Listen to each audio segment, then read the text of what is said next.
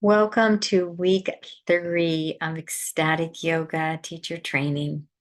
This hybrid training that we are on, this 3-month journey together.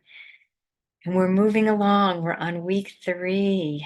So proud of you. This is a powerful week. We begin to learn some philosophy. We're going to learn about the 8 limbs, Patanjali's 8 limbs of yoga. Our mindfulness this week is pratyahara, which when we go through the limbs, you're going to learn there's the yamas and the niyamas, and our focus this week is on asteya, the non-stealing. So we'll be focusing on that as just a general philosophical principle through the week. And of course, we know we're not to steal that which is not ours, but it also is about stealing energy and stealing people's time and allowing people to steal our time and our energy. So it's a whole philosophy of really conserving our energy and being mindful of where our energy is going and where others people's energy is going, and to stay aligned with that truth within you so that you're not getting distracted and letting your energy be stealed or distracting others. Being late would be stealing people's energy. Listening to something that you aren't aligned with, you don't want to listen to. You don't need to ever be rude, but we can always just, if we're in a big room at a party, we can always just, oh, thank you for sharing, and then just move on to a different conversation because they're stealing our time. Or if someone calls and we're late for an appointment, we need to leave, we need to say, I need to let you go. Or if you call someone and they're late, just let them go. Respect their time, non-stealing. And in Pratyahara, as we go through the 8 limbs, as I began, it was 8 limbs. There's the yamas and the niyamas. And then we start with asana, which was our first week. Our mindfulness focus was on the physical body.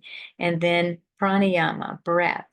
And that was our second week. Our mindfulness focus was on the breath. And week 3 is Pratyahara. Pratyahara is my favorite. It's really a doorway as you go into yoga, as you go through these 8 limbs, that we are also very familiar with the body and even the breath and the energy body. But Pratyahara dives us deep inside and noticing these subtle inner sensations. It may just be just a feeling of fullness inside. Whatever it is, a feeling of emptiness inside.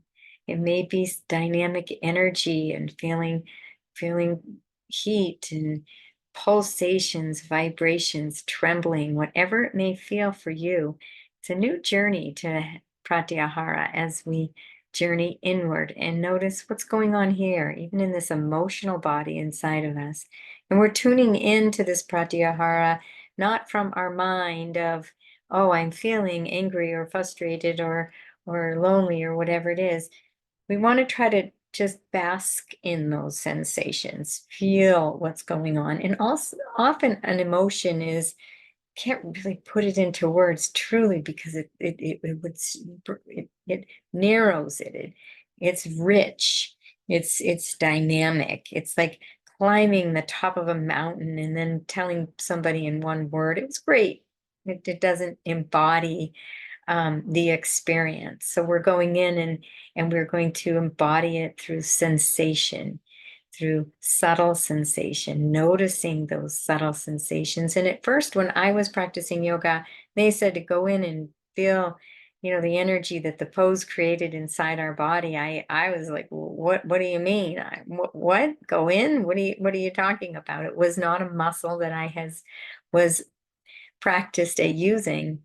And as I continued to practice yoga and just practice directing my attention inward, and I think sometimes when we just see if we can feel that pulsation of our physical heart beating, that's a doorway in.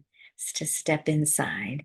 And so Pratyahara is a doorway, and it's a doorway to a more etheric world that we often don't dwell in.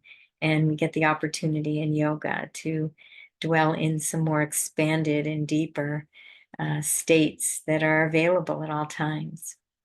Enjoy your week, and thank you for being here, Ecstatic Yoga.